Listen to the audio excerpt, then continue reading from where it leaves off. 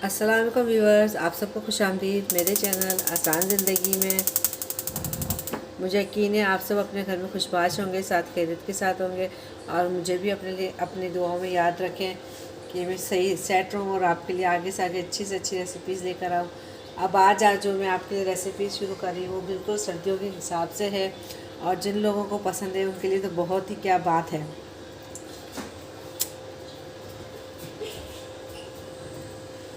ये देखें, ये एक पैन है, मैंने इसके अंदर घी डाल दिया है, इसमें 2-3 इलायचियाँ डाल दी। तो आप इसे समझते होगा ये कोई मीठी डिश है और ये असली घी है, ये डालडा ये नहीं है ना ऑयल है, ये मैंने इसके अंदर असली घी डाला है कि इसके अंदर इलायचियाँ थोड़ी सी पक जाए। और जो मैंने डिश आज मैं बना रही हूँ वो है गुड़ के चावल, यानी गुड़ के मज़ेदार से चावल। अब मैं आपको गुड़ के चावलों का हिसाब किताब बताती हूँ। जब तक ये घी और इलायची अच्छे तरीके से हो जाए आपस में मिक्स। देखिए जी, ये 2 प्याली चावल है, 2 प्याली से थोड़े ज़्यादा चावल है। ये मैंने 20 मिनट पहले तकरीबन भिगो दिए थे। और ये है गुड़। अच्छा, सबसे ज़्यादा तो ये मसला होता है कि आजकल कि पूछते हैं हम गुड़ क्या हिसाब से डालें, जितने चावल हम कितना गुड़ डालें।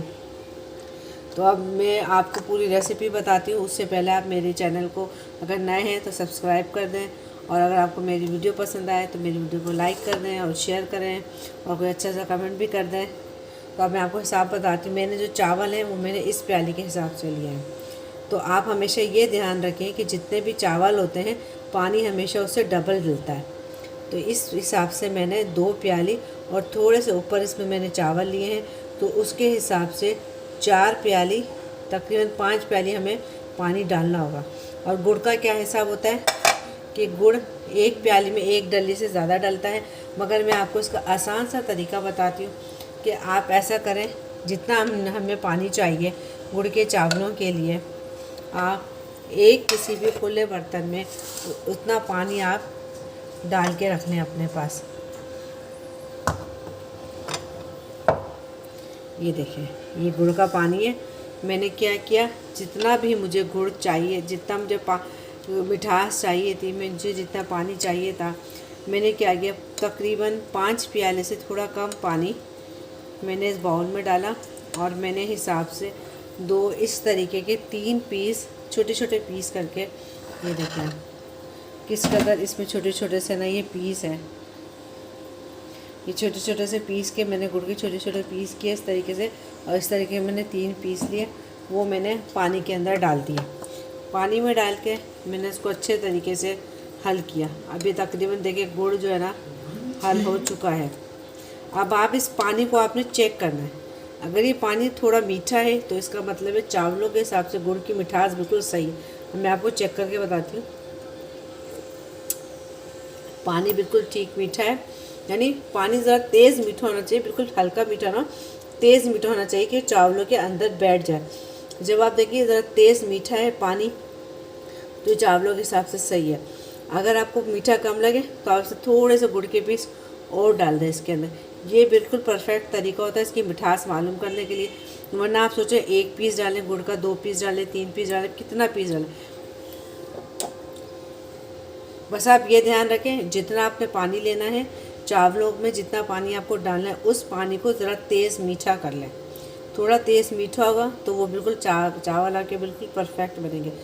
अब ये देखें, ये गुड़ बिल्कुल हमारा इसमें हल हो गया है। और जो थोड़ा सा गुड़ हमारा बचा है, ये जब हम इसको चूल्हे पे पकाएंगे तो ये बिल्कुल इसमें हल हो जाएगा अच्छे तरीके से। अब और हमें इसको छानना लाजमी है, बगैर छाने नहीं डालना हमने इसको। और ये हम थोड़ा सा और हल कर लेते हैं इसको अच्छे तरीके से। और कोई भी आप लोग मीठा बनाएं तो उसमें लाजमी, जैसे हम ज़र्दा बनाएं या हमें गुड़ के चावल बना रहे हैं तो उसके अंदर हमें दूध लाजमी डालना है। अब ये 2 प्याली से ज़्यादा चावल है तो मैंने इसमें 1 प्याली इसके लिए मैंने दूध निकाला है, क्योंकि जब हम चूल्हे पे पानी डालेंगे तो थोड़ा सा पानी जल जाएगा। अगर ज़्यादा हो तो आप ऐसा करें, आपने 2.5 प्याले चावल लिए तो आप 4 प्याली पानी लें और 1 प्याली दूध का ऐड करें। अब ये थोड़े से हमने मेवे जो हम इसके अंदर डालेंगे एंड में। और ये खोपरा है, खोपरा बहुत ज़्यादा अच्छा लगता है इसके अंदर, नारियल है सूखा हुआ। तो अब ये चूँकि बहुत ज़्यादा सख्त होता है तो मैंने इसको नीम गर्म पानी में ऐसे भिगो दिया था 1 घंटे पहले, तकरीबन 1 घंटा इसको भिगोना है नीम गर्म पानी में। अब मैं इसको काट के छोटे छोटे इसके पीस कर लूँगी। अब ये देखें, अभी हमारा ये असली घी बिल्कुल पिघल गया है, इलायची की बहुत अच्छी सी खुशबू आ रही है।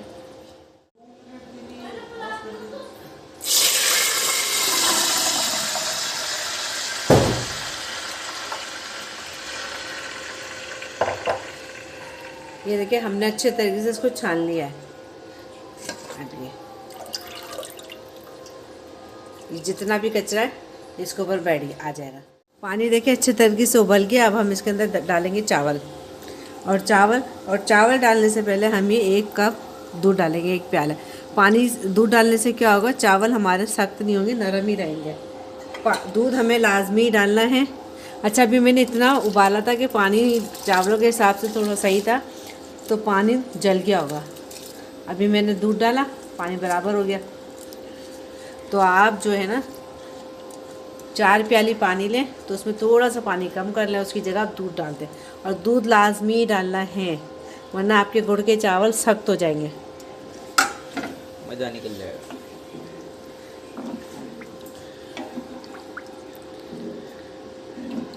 अब हमें ये दम आने तक पकाने हैं। जो दम पे आने की सूरत होती है तब तक हम इसको अच्छे तरीके से पकाएंगे। ये देखें, इसका तकरीबन पानी अच्छा खासा खुश्क हो गया है। अभी हमें इसका और खुश्क करना है। अब ये तकरीबन आधा पानी है। तो अब आपको क्या करना है, ये जितने भी आपने मेवे रखे थे ये सारे कि हमने इसमें ऐड करने हैं कि ये पक जाए। और ये थोड़े मेवे हमने ऊपर बचा दिए, एंड में हम गार्निशिंग के लिए रखे हैं।